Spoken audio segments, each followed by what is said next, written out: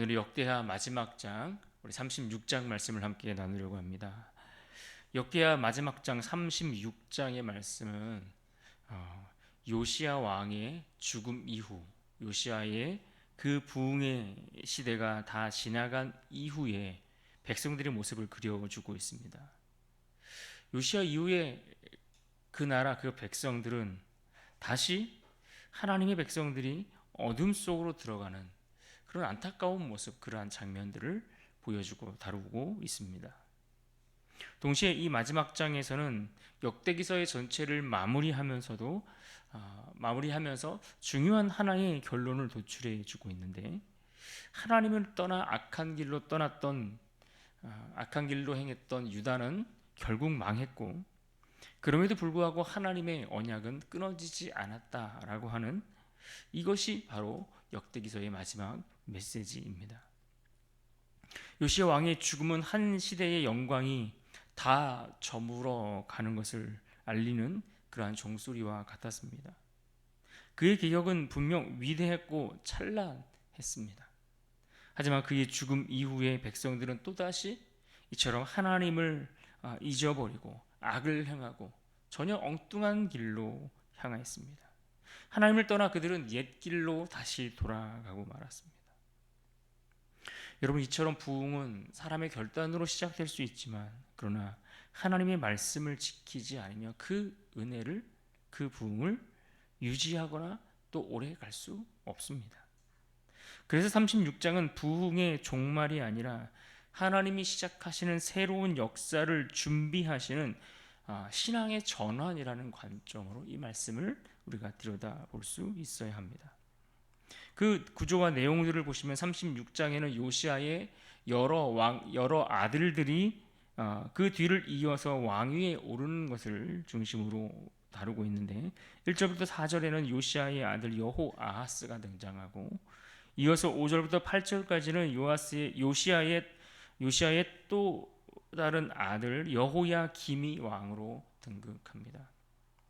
그리고 9절부터 10절은 여호야김의 아들인 여호야긴이 왕위에 오르지만, 그러나 11절부터 21절까지 나오는 요시아의 또 다른 아들 시드기야가 유다의 마지막 왕으로 등장하는 그런 내용들을 다루고 있습니다. 그러니까 유다의 마지막의 왕조는 결국 요시아의 세 아들, 즉 여호아하스, 여호야김, 그리고 시드기야, 이렇게 쭉 연결되는 과정을 보여주고 있는데, 그런데 문제는 이들이 모두 하나님 앞에서 악을 행하며 멸망의 길로 걸어갔다라는 것입니다. 그런데 더 특별하고 더 주목할 만한 것은 그들의 이러한 악행과 그들의 멸망의 길에도 불구하고 하나님이 이스라엘을 향한, 자기 백성을 향한 그 언약이 끊어지지 않았다라는 것을 보여주고 있는 것이죠. 오늘 우리가 그 말씀과 그 내용을 살펴보기를 원합니다. 본문 1절을 보십시오. 이렇게 말씀합니다. 그 땅의 백성이 요시야의 아들 여호아하스를 세워 그의 아버지를 대신하여 예루살렘에서 왕으로 삼으니, 이처럼 요시야의 죽음 이후에 그의 뒤를 이어 그의 아들 여호아하스가 왕이 되었습니다. 그런데 그가 왕위에 올라서 그 왕위를 지킨 기간이 겨우 석 달에 불과합니다. 석 달 만에 오늘 3절 말씀해 보시면 애굽 왕 느고가 와서 그의 왕위를 폐하고 그를 애굽으로 포로로 끌고 간 것이죠. 그야말로 요시야의 죽음 이후에 유다는 이처럼 정치적으로 큰 혼란과 위기의 상황들에 빠지게 된 것입니다. 신실한 왕 요시야, 이 요시야의 세 아들, 즉 여호아하스, 여호야김, 그리고 시드기야까지 이르는 이 아들들 중에서 그 누구도 아버지 요시야의 그 바른 신앙과 믿음, 이것을 본받고 따르는 자가 없었다라는 것입니다. 너무나 충격적인 일 아니겠습니까? 하나님 중심의 예배는 그렇게 끊어져 버렸고, 유다는 이제 외세의 손에 좌우되는 그러한 나라로 전락하고 말았습니다. 결국 오늘 말씀에 보면 바벨론이 이 유다 땅에 들어와 성전의 기구를 빼앗고 백성들의 포로로 끌고 가는 그러한 모습을 기록해 주고 있죠. 7절을 보십시오. 느부갓네살이 또 여호와의 전 기구들을 바벨론으로 가져다가 바벨론에 있는 자기 신당에 두었더라. 그러니까 우리가 여기서 또 한번 다시 확인할 수 있는 것은 믿음은 결코 가문의 혈통에 의해서 전통에 의해서 이어지는 것이 아니라는 것입니다. 오로지 믿음은 순종을 통한 계승이어야 한다는 것이죠. 그 신실한 왕 요시야의 개혁과 부흥이 사라지게 된 이유가 무엇입니까? 그것은 바로 믿음의 대물림, 즉 순종으로 계승하는 그 일에 그들이 실패하였기 때문에 그렇습니다. 저절로 다음 세대가 일어나는 것이 아니라는 겁니다. 다음 세대를 말씀 안에서 바른 신앙과 순종을 가르치지 않으면 이와 같은 끔찍한 결과가 찾아오는 것이죠. 다음 세대의 부흥은 기대할 수도 없을 뿐더러 우리 시대에 주셨던 부흥과 은혜는 결코 오래가지 못할 것입니다. 그러므로 우리가 점검할 일은 우리의 자녀들, 우리의 다음 세대들의 믿음입니다. 과연 그들이 하나님을 나의 하나님으로 고백하고 있는 믿음과 신앙이 있는가? 예수 그리스도를 나의 주로 인정하는 그러한 믿음이 그들에게 있는지 점검하고 또 우리가 그것을 세우는 일에 힘을 써야 할 것입니다. 이처럼 요시야 이후에 일어난 왕들은 모두 짧은 기간 동안 머물렀음에도 불구하고 그들은 하나같이 악을 행했고 악한 길을 가며 특별히 그들은 회개하지 않고 돌아서지 않았습니다. 유다의 마지막 왕이었던 시드기야에 대한 오늘 말씀 속에서 성경에서 그에 대한 평가는 어떻습니까? 12절을 보십시오. 그의 하나님 여호와 보시기에 악을 행하고 선지자 예레미야가 여호와의 말씀으로 일러도 그 앞에서 겸손하지 아니하였으며. 여러분, 그는 하나님보다 바벨론이라는 나라와의 동맹 또 반역 이런 것들을 저지르면서 결국 그가 선택한 것은 무엇입니까? 하나님이 아니라 인간의 정치적인 방법들, 이것을 선택하고 그것을 의지했다라는 것입니다. 그런 와중에 신실한 사람들이 없어서 그랬는가? 아니요.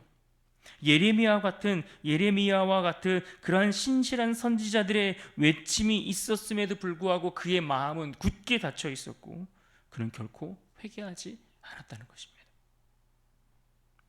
15절과 16절을 보십시오. 그 조상들의 하나님 여호와께서 그의 백성과 그 거하시는 곳을 아끼사 부지런히 그의 사신들을 그 백성에게 보내어 이르셨으나 16절 그의 백성이 하나님의 사신들을 비웃고 그의 말씀을 멸시하며 그의 선지자를 욕하여 여호와의 진노를 그의 백성에게 미치게 하여 회복할 수 없게 하였으므로.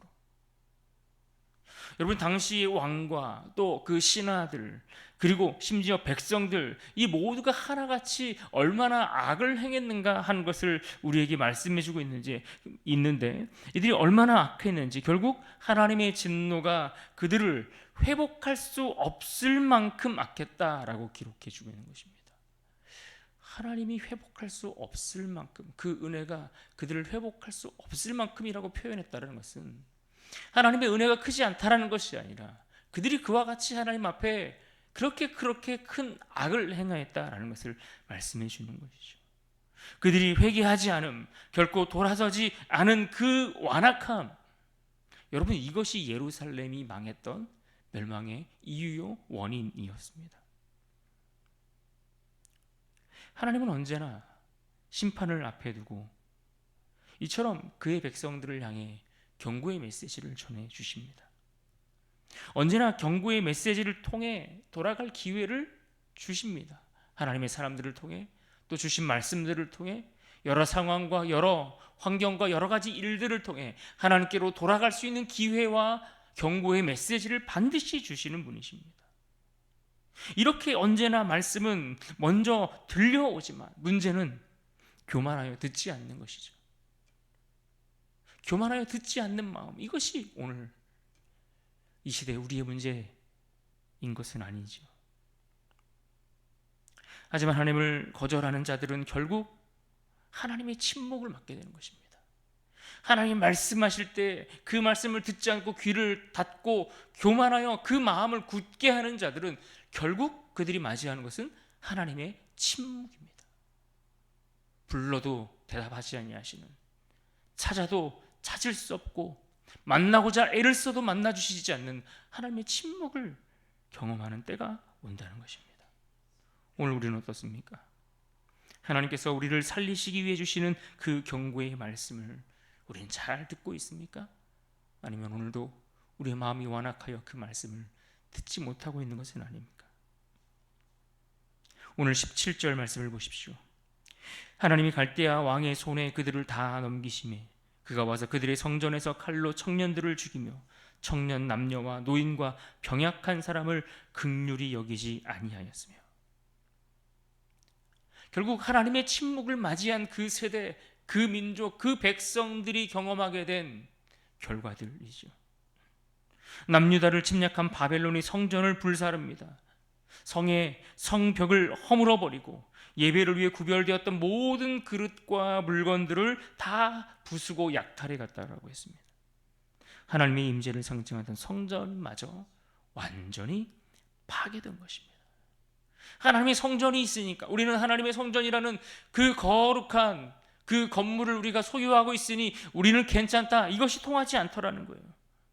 오히려 하나님의 임재를 상징하는 그 모든 것들이 다 부서지고 무너지는 것을 경험하게 되는 것이죠. 이것이 하나님의 경고의 메시지를 향하여 귀를 닫아버리고 마음을 굳게 하는 자들의 최후입니다. 그런데 오늘 말씀은 이러한 멸망의 상황을 다루면서 본문 21절 이하에 덧붙여진 말씀들을 통해 뭔가 새로운 하나님의 희망과 소망의 빗줄기를 비춰주는 것을 볼 수 있습니다. 21절을 보십시오. 이에 토지가 황폐하여 땅이 안식년을 누림같이 안식하여 70년을 지냈으니 여호와께서 예레미야의 입으로 하신 말씀이 이루어졌더라. 지금 이들이 맞이하는 멸망과 그 최후의 결말들이 마치 황폐한 땅이 안식년을 통해 그 안식의 시간들을 회복하고 지내는 것처럼 70년의 시간들을 지나가게 하셨다라고 표현하고 있습니다. 이것은 먼저는 레위기 26장 34절과 35절에 말씀하고 있는 그 말씀에 대한 성취의 결과라고 이야기할 수 있습니다. 백성이 땅의 안식년을 지키지 않고 살아가니 하나님의 율법대로 말씀대로 지키며 살아가지 않기 때문에 하나님이 땅으로 하여금 스스로 쉬게 하셨다라는 겁니다. 하나님이 택한 그 땅, 유다 백성들이 머물고 있던 그 안식의 땅을 70년 동안 안식하도록 강제로 하나님이 그렇게 일을 행하셨다라는 겁니다. 그런데 이것이 또한 오늘 말씀에는 구체적으로 예레미야의 예언의 성취라고 되어 있습니다. 예레미야서 25장 11절과 12절입니다. 이 모든 땅이 폐허가 되어 놀랄 일이 될 것이며 이 민족들은 70년 동안 바벨론의 왕을 섬기리라. 여호와의 말씀이니라. 70년이 끝나면 내가 바벨론의 왕과 그의 나라와 갈대아인의 땅을 그 죄악으로 말미암아 벌하여 영원히 폐허가 되게 하되. 그렇습니다. 하나님의 말씀은 이처럼 반드시 우리에게 성취되고 이루어진다라는 것을 우리에게 말씀해 주고 있습니다. 순종하지 않으면 그 말씀은 심판으로 이루어질 것이고, 반대로 그 말씀 앞에 순종한다면 그 말씀은 우리에게 회복의 말씀으로 나타나게 될 것입니다. 순종하여 우리를 회복시키시는 그 은혜를 경험하시겠습니까? 아니면 순종하지 아니함으로 우리를 멸망의 길로 인도하는 그 말씀의 성취를 맛보기를 원하십니까? 그러기에 멸망은 하나님의 실패가 아니라 하나님 말씀의 성취입니다. 하나님은 말씀으로 심판하시되 그 심판 안에는 이와 같이 회복의 약속을 감추어 두시는 것을 우리는 볼 수 있어야 합니다. 그래서 오늘 본문 36장의 말씀은 마지막 22절과 23절의 말씀을 기록해 주고 있는 것입니다. 22절을 보십시오. 바사의 고레스 왕 원년에 여호와께서 예레미야의 입으로 하신 말씀을 이루시려고 여호와께서 바사의 고레스 왕의 마음을 감동시키심에 그가 온 나라에 공포도 하고 조서도 내려 이르되. 비록 악을 행하고 돌이키지 않은 자들로 인해 그들이 망하게 되었고 바벨론이라는 땅의 포로로 끌려가게 되었지만 하나님의 역사가 여기서 중단되거나 그래서 이스라엘의 역사가 여기서 끝나지 않았다라는 것입니다. 모두가 그 나라가 망해서 이제는 끝났다 생각했고 그 70년이라는 시간이 지나면서 모든 것이 이제는 불가능하다. 아니, 다 끝났다. 이미 모든 것을 다 포기하고 있는 그때 아니겠습니까? 그런데 실제로는 이스라엘의 역사가 거기서 끝나지 않더라는 겁니다. 하나님 언약의 성취는 남유다를 넘어 이방 땅을 향해 가고 있는 것입니다. 그래서 하나님은 이방 땅의 왕으로 세워졌던 이방 왕 고레스를 사용하셔서 묶여있던 자들, 포로된 자들, 하나님이 택한 자녀들을 다시 귀환하도록 명령하고 계시는 것이죠. 23절입니다. 바사왕 고레스가 이같이 말하노니 하늘에 신 여호와께서 세상 만국을 내게 주셨고 나에게 명령하여 유다 예루살렘의 성전을 건축하라 하셨나니 너희 중에 그의 백성된 자는 다 올라갈지어다. 너희 하나님 여호와께서 함께 하시기를 원하노라 하였더라. 아멘. 하늘에 신 여호와께서 나에게 명령하사 예루살렘의 성전을 건축하게 하셨나니 너희 중에 그의 백성된 자는 다 올라갈지어다. 여러분, 이 마지막 두 절은 역대기 전체의 결론이자 새로운 서막을 알리는 매우 중요한 메시지를 담고 있습니다. 성전은 무너졌지만 하나님의 언약은 여전히 살아있다. 하나님은 바벨론의 심판을 통해 백성들을 징계하시면서 동시에 페르시아의 왕을 통해 또한 회복의 길을 열어가고 계시는 것이죠. 여러분, 이것이 오늘 우리에게 주는 교훈이 무엇이겠습니까? 하나님의 그 심판 가운데에도 구원의 길을 준비하셨다라고 하는 이 메시지가 오늘 우리에게 주는 가르침은 무엇입니까? 인간의 실패가 하나님의 역사를 멈추게 하지는 못한다는 거예요. 우리가 넘어지고 엎어져서 우리가 불순종하여 악한 길을 간다고 해서 하나님이 하시고자 하는 그 일이 중단되지 않는다는 거예요. 그러므로 너희가 그 중단되지 않는 하나님의 역사에 동참하든지 아니면 멸망의 길을 선택하든지 선택하라는 거 아니겠습니까? 하나님은 폐허 속에서도 이처럼 새로운 역사를 일으키시는 분이십니다. 그래서 역대하 36장은 역대기의 끝이지만 성경 전체로 볼 때에는 이것은 다음 이야기를 위한 시작인 것을 우리가 알아야 합니다. 역대기서의 이 말씀이 이제 내일부터 보실 이 에스라서 1장으로 그 말씀이 그대로 옮겨지고 이어지는 것을 볼 수 있습니다. 그래서 하나님이 또다시 그 무너진 성전을 다시 재건하시는 이야기로 연결해 가시죠. 역대기는 이처럼 포로기의 절망 속에서도 여전히 일하고 계시는 그 하나님에 대하여 증언하는 책인 것입니다. 그러면서 오늘 우리가 붙들고 기억해야 할 말씀은 오늘 본문 36장 마지막 23절의 말씀입니다. 우리 23절의 말씀을 우리 다 함께 한 목소리로 같이 읽겠습니다. 시작.